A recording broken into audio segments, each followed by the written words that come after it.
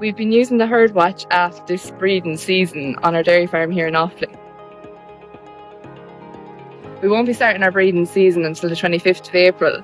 At the moment, our cows are already starting to show signs of heat, and Herdwatch is a great way of being able to record heat detections. When I record my heat detections on the app, I like how it gives me a reminder for when the cows are due to come cycling again.